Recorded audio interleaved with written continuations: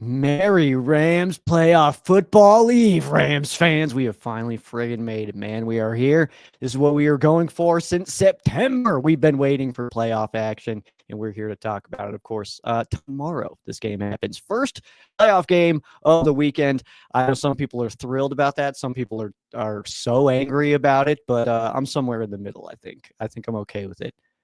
I've accepted our fate that we just play first and potentially in the weather. I am Sheriff Joe Bags. This is Tuna and the Sheriff, which means that this is also Tuna. What's up, dude? What's up, dude? It's playoff football. I'm ready. I need to get through today because in 24 hours I'm waking up. I'm putting on my finest Puka Nacua jersey or Matthew Stafford. I guess it depends on what the vibe is for the momentum. You'll know. I'm heading over to the watch party with the World Tour Rams, getting there early so I can get a damn table. And I'm gonna watch football with my boys. I'm excited. It's the American dream. It's what I've waited all season for, is playoff football. I cannot wait. Finally made it, man. We're finally here. Rams are a damn good football team. We feel good about at least their chances entering second season, which is good. Moody, by the way, he says he's repping the conductor for this one. I don't typically, that's a solid one. I don't typically jersey a lot. I did do jersey 3 times this year. We did win all those games, but I've got other good luck stuff that I wear that is more better records than just 3-0. So I will be appropriately garbed tomorrow for this action. So yeah, man. So obviously this game, like, I don't know, it feels like of all of the playoff games this weekend, there's a bunch of games that are very, very, very hard to pick and a bunch of games that can go either direction. And then there's the Rams and Panthers. I don't want to sound too overconfident or anything like that, but I'm just saying, man, that if we take a look at the entire bracket here, a lot of really close matchups, a lot of good football to be had. But that's game down here in the corner. It just feels like it's going to be good for us. I'll just say that. I'm gonna pet the kitty. It's funny. I was talking to my buddy last night about some of the games. Carl will be in a Rams jersey. I am taking over. The cat aspect of Carl's personality will be not on display for tomorrow. You've heard of cult of personality. It is the cat of personality. Yeah. Cat of personality, baby. That's where we're at. I was talking to a buddy last night about some of these matchups. We had a disagreement about like 2 or 3 of them. I know that we discussed it on here already, so I don't want to dive all the way in, but that Patriots Chargers and then the Jaguars game, like, I didn't realize mine were hot takes. Like, me riding with the Jaguars was such a hot take. I didn't realize it. I don't know, man. I don't think it is. Jags are one of the hottest teams in the league right now anyway. Dude, so I don't know. Yeah, that guy is leading one of the best teams in the league right now. That's crazy. Awesome. And then Chargers too, man. They're just one of those teams. Their defense can do some damage. So yeah, that's certainly a game that can go either direction. Although it just feels like such a Chargers thing to just lose to New England, right? I mean, in the first round, that just feels like it's a tale old this time. Yeah, that's just pinnacle Chargers. They'll probably be up by 21 at halftime and still lose. I don't know, man. That's just what they do. It's tough. Brutal. But there's only one game that matters. And we will be hate watching, also discussing, brainstorming, going through scenarios, because fans are hitting me up asking about, will there be a game at SoFi? How does that happen? You're rooting for upsets. You're rooting for Packers. I don't want to say you're rooting for the Niners, but you're rooting for the Eagles. Rooting against the Eagles. That's how I always treat it. But you're rooting for road teams. Yeah. You're rooting for road teams because you look at the seedings. After a wild card, the divisional round gets reseeded. Highest, the number 1 seed, the Seahawks are going to play the lowest seed. So Rams just need to be, was it second highest seed for the second round to host? So, yeah, you want anybody above you to lose this week. That's, I mean, pretty simple. Simply put, if the Niners and Packers and Rams all win, the Rams host a playoff game next week. And then if the Seahawks lose that game, the road to the Super Bowl goes through SoFi. So it's the longest shot. I think CBS said it was like 7% or 8% chance. Yeah. But you're saying there's a chance. And I've seen weirder shit happen in football. But it's certainly possible. I'm not banking on the Rams getting a home game in the playoffs. If it happens, though, hell yeah. That's kind of where I'm at. Yeah, no, my bags are packed. We're on the road. If we happen to come home early for a pit stop, hey, that's cool. But my bags are packed. I'm expecting not to be back in California until February for Santa Clara. But we don't do that. We focus 1 week at a time. We got to worry about these guys first. Holler at me about these folks. What do you see happening to these guys? Is it a problem? Is defense going to be better? How did the Rams win this, man? Yeah, rewatching that game from week 13, I rewatched it again last night, and it's just kind of one of those things where it seemed, again, like we talked about it, as like it seemed like every time Hubbard had the ball, I mean, even after contact, he was still picking up another 4 yards, and those felt like good defensive plays from the Rams, considering how that game was going all day. Dowdle, the Rams did do a good job against him last time, but he did break off a couple of solid runs there. But ultimately, the key here for this duo specifically is first and second down success. I mean, if they're getting to 3rd and 2, we know that they're willing to go for it on 4th down. They did it a bunch to us the last time. So we got to just make sure that those 3rd and 4th down opportunities are not quick and easy short yardage conversions. And that's how you're going to get off the field. But this duo here, I mean, as long as you stop these guys on 1st and 2nd down, I feel like we'll be okay. But Hubbard had that receiving touchdown where the second he caught the ball, man, the way he turned it up and rocketed after that was like, damn, dude. So it's like just watching stuff like that, not letting these guys be dynamic on you on the outside, because especially those receptions in the flat that these guys take, it seems like they're able to make one guy miss every time and then turn it upfield. So tackling is going to be critical. And then just, again, I'll hammer that as much as I can. 1st down success rate on these guys is going to need to be big, man. If we can get them 2nd and 10 or worse, then that's going to be good news. You actually hit it right on the head. Let's see. I think it's this one. Ha! Hey, look at that, dude. We have one brain. We are simpatico. Yeah, defense travels. That's a tale as old as time. That's why everyone emphasizes defense wins championships. Is because if you got to go on the road, defense is the one thing that rain, sleet, or snow, if you're buried under 18.5 inches like Joe Baggs is right now in Denver, because all of Colorado is Denver. Colorado Springs. Shout out to Colorado State. They're in Colorado Springs, right? No, I was close. We have Air Force in Colorado Springs. The Air Force. That's what it is. That's what it is. Yeah. Some of the sickest uniforms in football.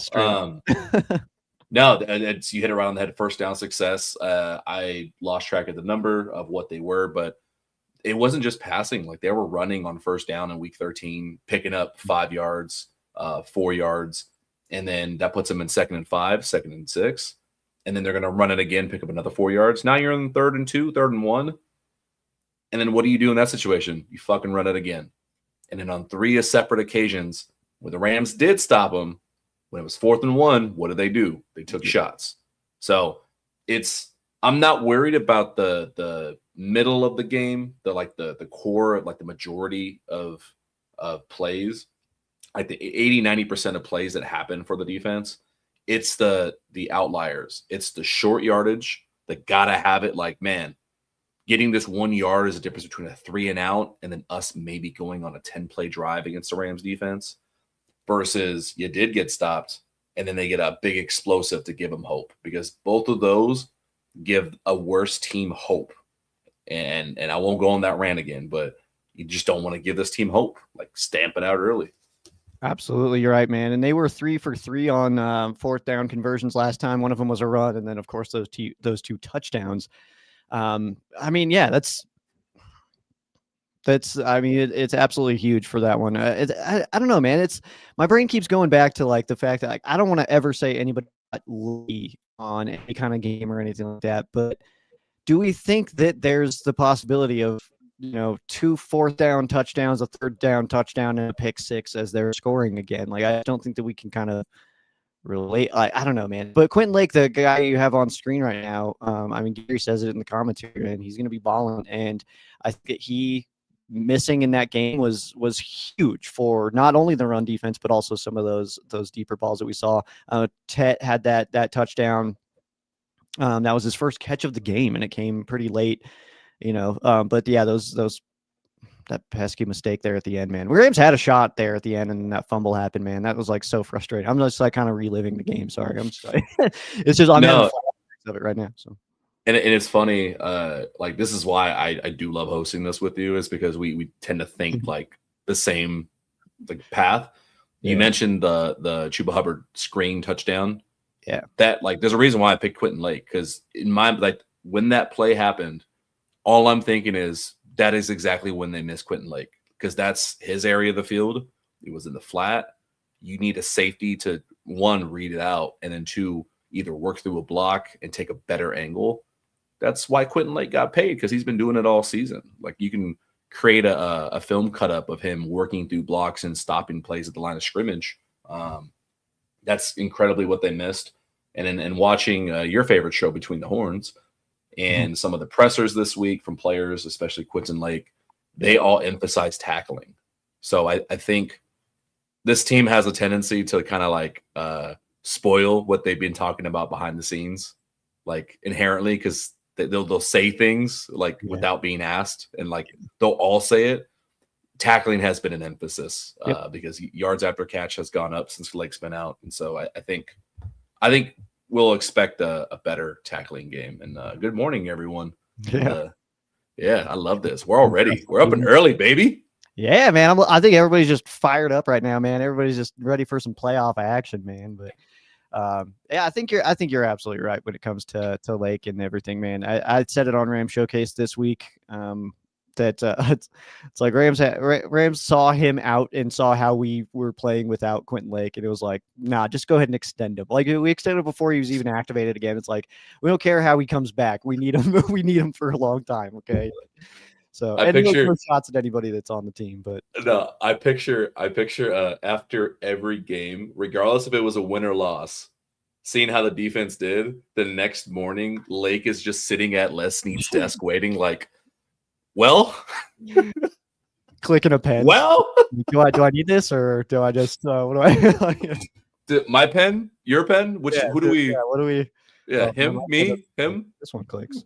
Yeah, you're just sitting over there like. Not the Roxbury reference. No, nothing. Oh, nothing. Oh, dude, it's been too long. Him, me, him. Yeah. Damn it, man! I missed that one. That's a good one.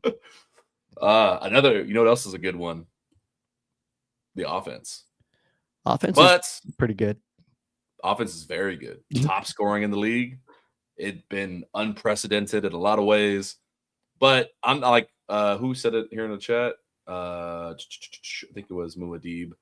Fuck, man. What am I looking for? Something about Stafford. Stafford being inevitable. Yeah. Oh. I ain't scared. I'm not worried about the pass game. Like, I expect if Stafford could come out, play one, and throw an interception, I'm still not worried. Because that's our joke is you're going to get one a game. Yeah. Well, that's out the way. It's also, again, and I want to just like only talk about the game that happened in week 13, because that doesn't ultimately factor in. You know what I mean? Like, it did happen this year, so like that's recent, but it doesn't actually. Nothing. They don't start with 3 points because they beat us by 3. You know what I mean? So but that Puka catch was coming down pretty good. So I mentioned that yesterday, that like, I mean, some of his most crazy catches last year in Philadelphia, this year in Carolina, like stuff like that, is like season versus Baltimore. Yeah, some of those craziest catches have been there. So I don't know, man. It's like, I know people are talking about that, and I know it's a real thing that weather does impact the games. But I feel like if there's any team in the NFL that's like, well, you know, it's like as a pass back goes, because I know there's a bunch of teams that are run heavy and stuff like that that can adjust properly. But I feel like for us, it's like I don't know, man. It's going to be wet for everybody. It works both ways, and especially if you have a really healthy Puna Ford for the Rams, like on the Rams defensive side. Have you ever tried like moving something. You ever try like pushing a car when the road is wet? Like it's just not gonna fucking move. Like you're gonna slip everywhere. That's what's gonna happen to them too. It works both ways. But this slide is not just about the Week 13 game. This is about the last month of football, especially since missing Dotson. I know we talked about it last game, but to win this game, not the rest of I think the rest of the offense is going to perform, but I think the most crucial one is between the tackles. Alternatively, God, I can't talk this morning. You have to be able to have success on 3rd and 1, 4th and 1, whatever the short yardage situation is, and keep Stafford clean. You've been pretty good all year. Just don't, just keep the status quo. This tweet here at the bottom that I use from Josh Eels again, just for reference that, hey, they've struggled. It can't be that way in the playoffs. I think pretty straightforward, man. Just Avila, Dedich, Shelton, ball the fuck out. We have some criticisms of your technique. I'm coming up with fucking comparisons on the fly, bro. You think we script this? You think we plan ahead 10 minutes before? If this was planned, then yikes, dude. Like, we tried to do all this. We tried to reference Snyder Roxbury brother, I made these slides 20 minutes ago. I woke up 30 minutes ago. Yeah, man. Brains are still, they're not there. I didn't even have a metaphor. All I know is Rams. I can just kind of go in autopilot when I'm talking about Rams ball. You try to ask me something like work related right now, I don't know. I can talk about this offense. More slides for you. You know what? I can talk about how Davante Adams led the NFL in touchdown receptions this year and didn't get one in the final 5 games, meaning that his most recent touchdown reception was in Carolina. You like what I added?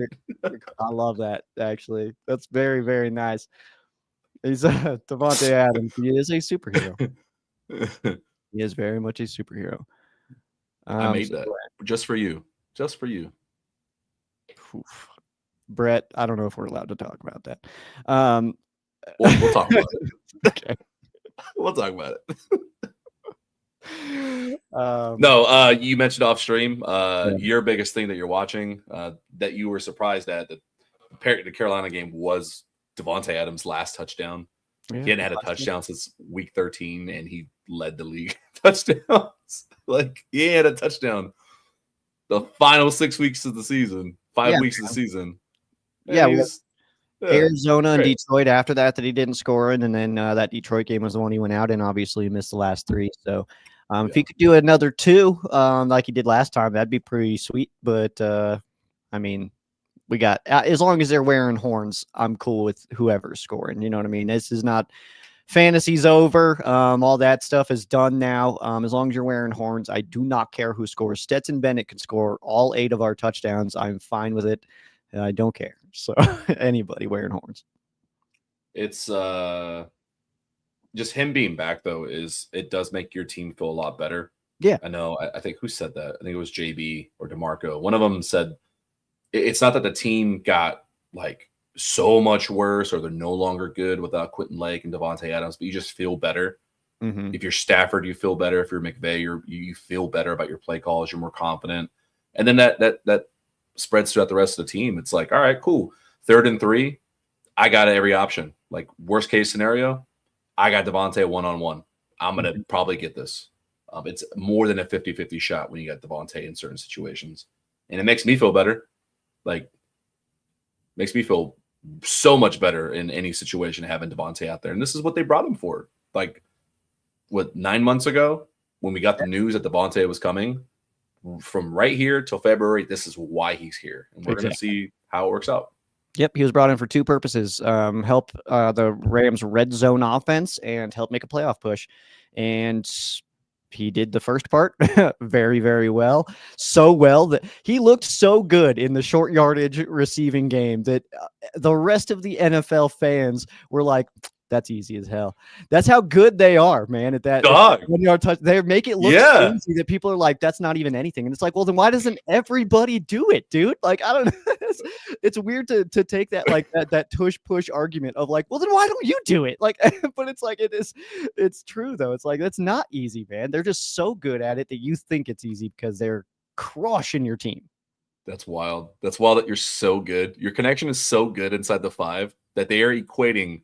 Yeah, mind you, throwing inside the 5 is like one of the hardest things to do to score in any league of football. Don't let online people who don't know football tell you otherwise. Mm-hmm. Stafford and Adams have done it so well. They're equating it to the fucking tush push. That's how good they've been. That is MVP worthy in my opinion. Otherwise, but hey, if Stafford loses MVP, it's because of Devontae's fault. Yeah, damn it, Devontae. You're just way too good in tight spaces, creating openings for Matthew Stafford to deliver you a sweet ball, man. Just too good. Too good at ball. Yeah, it's not fair. I hate that. It's like because it's like, well, if you're going to talk about Drake May's schedule, you can talk about Matthew Stafford's weapons. It's like, well, all right, whatever. We don't need to get into the MVP talk again. No. We're not doing that. What we can do for funsies before we finish out and give a prediction. Bring up that Brett comment. Bring that up. Okay. Bring that up. We're gonna do it. Which is funnier, Puka's concussions are not real? Or not real? Yeah. Or Hayes' mermaids are real. I'm gonna say Puka because Hayes is not insane. I have a similar conspiracy theory about pigeons, so I'm gonna have to say Puka's. Don't shake your fucking head. Don't do that. It's too early for this shit. First of all, you've never seen a baby pigeon in your life. I live in Colorado. It doesn't matter. You've never seen it online. No one in this chat seen one. I know you've never seen one. You know you've never seen one. So the answer is Puka's concussions aren't real. He needs to just don't tweet no more, Puka. I think birds are the only thing that are real. Anyway, the Puka concussion take was, I think it was out of context, and I have seen it. I did see him say it, but I feel like he was trying to be funny, and it did not work. And like it was one of those where it's like then they kind of was like, oh, does he actually think that? Because I think the comment of him saying like concussions aren't real, it's all in your head. I think that was a punchline. I do. And then for William Hayes, the reason that I think that's ridiculous is I think that he did that because of Hard Knocks, and I think he was just trying to be a silly guy. So I think that they are both. I don't think that either of them actually think that. So I don't know, man. My take is Puka, don't tweet until like February 14th. How about that? At least, please. No Twitter. Yeah. So take your phone and throw it into a river or something, man. Just get rid of that. No more, man. What Football. Is that from where somebody's doing that and they keep tweeting and he's like, will you just throw your phone away? Oh yeah, it was in a draft day when Vontae Mack is like, it was like, oh sorry Seattle or whatever. He's like, just throw your phone, please, just get rid of it. Don't ever reference the worst football I will movie only ever reference draft. Okay, first of all, let me put my coffee over here, Tuna. How the most dare unrealistic. you? That is the best football movie of all time, man. First of all, Friday Night Lights is the best Weaver football movie Jr. ever made. But I can't do Draft Day is so cringy. I can't do it. Love Draft Day. It's one of my favorite movies of all time. Okay, chat. We need you to instant nap time. Let's do predictions. Give me score predictions. Don't bring the kids in here. While we do our predictions, I need to know from the chat, is Draft Day good or bad? Just that. Not if it's better or worse than Friday Night Lights, because that's not the question. Is it good or bad? That's the same question of Matthew Stafford MVP. It's not is Drake May worthy or not. Is Matthew. Is Draft Day good or bad? Okay. Don't make the kids choose between mom and dad. Who do you want to stay with? Who do you want to stay with?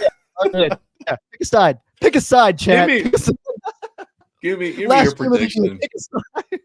You bum. Give me your prediction. Draft Day is good. I hate you. You picked the one. Shut up. All right. Give me your prediction, Joe.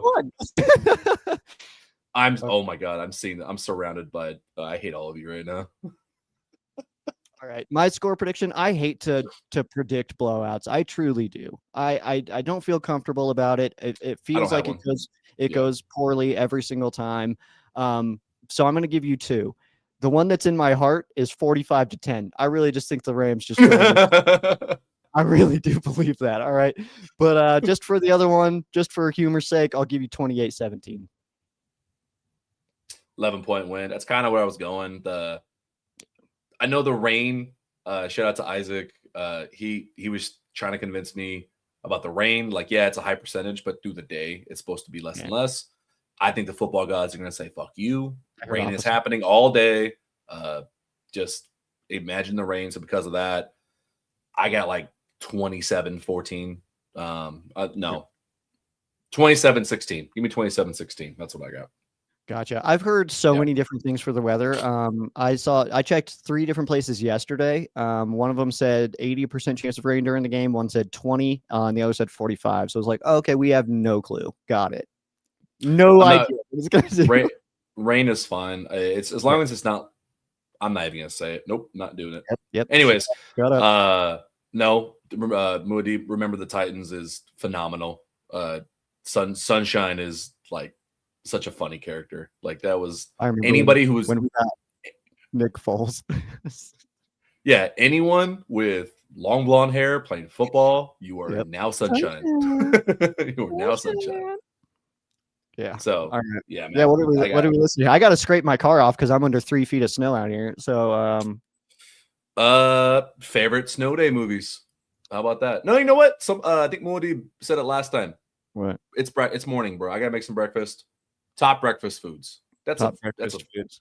Top breakfast meals, foods. Yeah, let's do that. Okay, number 1 overall pick. If you argue with me, this is the last episode of Tuna and the Sheriff. It is biscuits and gravy. Number 1. Ooh. Number 1. Easy money. Oh, that's a Hall of Famer. I'll say this: I had biscuits and gravy in Alaska one morning, and it sounds magical. It was great. Give me French toast. Ooh, nice. I'm gonna follow up on Ray's here, and I'm just gonna steal his bacon and eggs, man. Classic, legendary. I'm a sausage over bacon guy. I need sausage in my mouth, man. Yeah, figured. Give me the counterpart to French toast. Give me pancakes. Pancakes and syrup, maybe. Spanish something? I don't know. Okay, good pick. I do this thing where I take 2 chocolate chip waffles and I make that my bread, and then I put egg, bacon, and cheese in that, and I use that specifically chocolate chip waffles. That's the best. Okay, you know what? This is why we get along. Give me blueberry waffle as bread. Make a peanut butter banana sandwich.